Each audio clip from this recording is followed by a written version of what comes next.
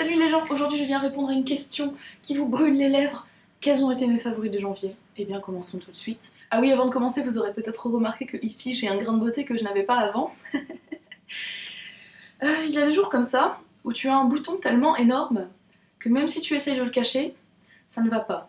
Donc ce jour-là, tu te dis je vais me la jouer Marilyn Monroe et je vais me faire un faux grain de beauté. Voilà, si vous trouvez ça moche, bah c'est pas grave parce que je le garderai pas. Ce mois-ci a été un mois plutôt axé sur la beauté, mais j'ai un favori qui n'a rien à voir avec la beauté, avec lequel je vais commencer. Il s'agit de ce manteau, qui m'a été offert par ma mère à Noël, et je l'adore, je l'adore, je l'adore ce manteau. Il est trop bien. Déjà, il a une coupe toute simple, genre pas le truc compliqué qui en fait des caisses, c'est juste tout simple, tout bien coupé, très joli. On porte trop de noir, de gris et de trucs comme ça, et du coup d'avoir un manteau beige je trouve ça cool. Mais ce qui rend ce manteau particulièrement génial, c'est aussi sa doublure qui est à l'intérieur, qui est en poil comme ça. Et alors moi j'aurais tendance à dire que c'est pas de la vraie fourrure, hein. Je crois pas, en tout cas au toucher ça ressemble pas à de la vraie fourrure, mais par contre ça tient quand même super chaud. Et puis ce qui est bien c'est que bah on peut l'enlever, donc ça peut être un manteau de demi-saison ou un manteau d'hiver, c'est-à-dire qu'avec ça bah, j'ai bien chaud même en hiver. Ça super cool, donc j'adore ce manteau, et c'est une marque qui est pas très connue, mais si vous pouvez vous la procurer, je vous conseille vraiment d'aller voir ce qu'ils font. Pénétrons maintenant dans le domaine de la beauté, et avant de passer aux produits de beauté pure, donc cosmétiques, je voulais vous parler d'un livre qui est en fait très connu, qui s'appelle Adopter la slow cosmétique, c'est Julien Québec qui l'a écrit. J'ai eu envie d'essayer un peu des alternatives naturelles, et c'est ce que je fais ce mois-ci, et ça m'a beaucoup plu, mais ce qui m'a lancé là-dedans, c'est ce bouquin. Donc il y a toute une partie où il parle des cosmétiques dits conventionnels et de ce qu'ils peuvent avoir de néfaste, etc. À la fois pour la santé, la peau et pour l'environnement. Donc je vous dis tout de suite, moi je suis beaucoup plus touchée par l'aspect environnemental en fait que par l'aspect santé et beauté de la peau et tout ça. C'est pas que ça m'intéresse pas, mais je veux dire, si je me tourne vers le naturel et vers le bio, c'est plus pour des raisons écologiques en fait. Et donc ce livre aide beaucoup parce que quand on débute comme moi, on y trouve plein d'informations sur les différents produits naturels qui peuvent être utiles, donc sur les huiles végétales, les huiles essentielles, etc. Donc ça peut être un très bon truc à lire si jamais vous êtes intéressé par le sujet. Et donc c'est là que j'embraye sur mon seul favori, qui est un favori de soins du visage, c'est ce truc là, qui est en fait un hydrolat de fleur d'oranger de la marque Melvita. Ça fait assez longtemps que j'utilise des hydrolats parce que je me démaquille à l'huile et qu'en général après je me passe un petit coup d'hydrolat par-dessus pour juste enlever l'excédent d'huile et puis rafraîchir un peu ma peau. Et pareil, j'ai arrêté de me nettoyer le visage 2 fois par jour, vraiment me nettoyer. Le matin maintenant je passe juste un petit coup de lotion, et je trouve que ça... c'est très bien, j'ai pas eu de problème de peau particulièrement crade ou qui fasse des boutons, etc. Et je pense que c'est mieux pour ma peau parce que comme elle est sensible, moins je la graisse et moins je la décape, mieux c'est. Celui-là est vraiment très agréable. Déjà, il a une odeur, mais vraiment superbe quoi. Donc j'avais pas encore trouvé d'hydrolat qui rendent l'application agréable, et celui-ci vraiment, et oui. Donc l'eau de fleur d'oranger, selon ce qui est écrit dessus, est adoucissante et apaisante, et d'habitude je remarque pas vraiment l'utilité d'une lotion, d'un hydrolat, c'est bon, sympa, mais voilà. Mais là vraiment je remarque que c'est apaisant pour ma peau, qui est très sensible et très irritée. En ce moment j'ai un peu des gros problèmes de sécheresse, de plaques, de machin. J'arrête de vous saouler avec ça parce que ça commence à faire plus de 3 mois, donc appliquer sur le visage avec un coton, ou même à l'intérieur de préparation, si je me fais un masque à l'argile ou des trucs comme ça, ça marche très bien et je l'aime beaucoup. Alors dans cette vidéo je ne vais pas présenter que des produits bio et éco-friendly et tout ça, pour la simple raison que j'ai une bonne collection de trucs que j'estime que ça serait quand même bien que je finisse quoi, parce que maintenant que je les ai achetés de toute façon, enfin voilà, je vais pas faire un 180 degrés tout d'un coup et genre jeter tous mes trucs et n'utiliser plus que tout ce qui sort du cul d'un babouin, mais... Bref, mon produit suivant est quand même éco-friendly puisque c'est une marque qui est certifiée bio, qui est Une Beauty. Alors la marque Une m'avait contacté il y a quelques temps et m'avait envoyé quelques produits à tester. Je vous ai parlé de certains que j'ai aimés, je vous ai parlé de certains que j'ai pas aimés, voire détestés. Et là, c'est ces deux trucs là qui sont en fait les eyeliners. On prélève la matière directement avec un pinceau dedans. Et puis j'aime beaucoup ces eyeliners. Ils sont...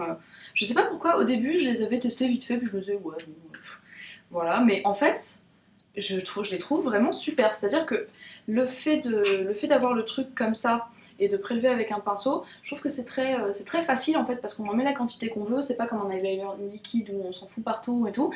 C'est vachement facile d'application, donc même pour quelqu'un qui a vraiment pas du tout l'habitude de se mettre de l'eyeliner comme moi. Et en plus, un truc qui est vraiment notable, c'est que ça ne transfère pas. C'est-à-dire que quand on en met dans la muqueuse supérieure, ce que moi j'aime bien faire parce que ça intensifie la ligne des cils, et avec ça, c'est le truc qui transfère le moins de tout ce que j'ai testé. Et c'est bizarre parce que c'est pas vendu comme ça, c'est pas vendu comme le truc qui va pas transférer et tout, mais sur moi en tout cas ça transfère pas. Ils ont deux couleurs qui sont la noire et la marron foncé. Donc voilà, pour comparer les deux, le marron est un marron un peu taupe, c'est-à-dire c'est pas un marron chaud, et le noir est un noir tout simplement. Donc c'est vraiment des bons petits trucs que je vous conseille. Il me reste 3 produits de maquillage à vous présenter qui ne sont pas pour le coup des produits bio. Le premier c'est ce rouge à lèvres, qui est un rouge à lèvres rouge. Alors ce mois-ci j'ai vraiment adoré porter des rouges à lèvres flash, je sais pas pourquoi, j'ai presque un jour sur deux j'ai mis un rouge à lèvres rouge, ce que je faisais très peu avant. Et puis alors celui-ci est de la marque Elle. Et je l'ai acheté il y a quelques temps en découvrant que cette marque avait sorti une gamme de cosmétiques, ce que je savais pas du tout. Et en fait, les rouges à lèvres sont d'excellente, excellente, excellente qualité. Ça fait 3 fois excellente, c'est un peu beaucoup, mais en même temps, ils sont vraiment très très bons. Celui-ci est un rouge vraiment... le rouge rouge quoi, le rouge un petit peu foncé, mais le rouge Marilyn en fait, si vous voyez, il est ni froid ni chaud, c'est-à-dire que pour moi il tire ni sur le orange ni sur le rose, c'est vraiment un rouge rouge. Et je le trouve super beau. En plus, il est super crémeux, il est hyper opaque, il s'applique de façon très uniforme et il tient vachement bien. C'est un mat qui tire vers le satiné, je dirais, donc en fait, il a un peu ce que j'aime dans les rouges à lèvres mat qui sont vraiment genre vifs et pas trop brillants, mais en même temps, il reste satiné, donc il est quand même très confortable sur les lèvres. Je trouve que c'est un excellent rouge à lèvres qui mérite qu'on en parle plus. Vous le savez peut-être, mais j'ai passé le nouvel an chez Esther, et chez Esther j'ai découvert quelques trucs dans sa collection de maquillage, et en particulier les pinceaux de la gamme NYX Pix de Real Techniques, et je viens vous parler de l'un d'eux en particulier, puisque oui, j'ai craqué, j'ai acheté ce kit. Je suis très contente de tout le kit, mais particulièrement de ce pinceau-là. C'est un pinceau qui est dû aux fibres, et qui permet une application vraiment hyper légère des blushs ou du bronzer ou des trucs comme ça. Donc dû aux fibres, ça veut dire tout simplement qu'il y a des poils qui sont plus courts, qu'on voit ici parce qu'ils sont noirs, et des poils blancs qui sont plus longs, et du coup en haut on a que en fait la moitié des poils, et du coup ça fait une application hyper diffuse, ça prend peu de produit et ça en applique peu, donc pour appliquer des blushs pigmentés quand on a une peau claire comme moi, c'est vraiment super.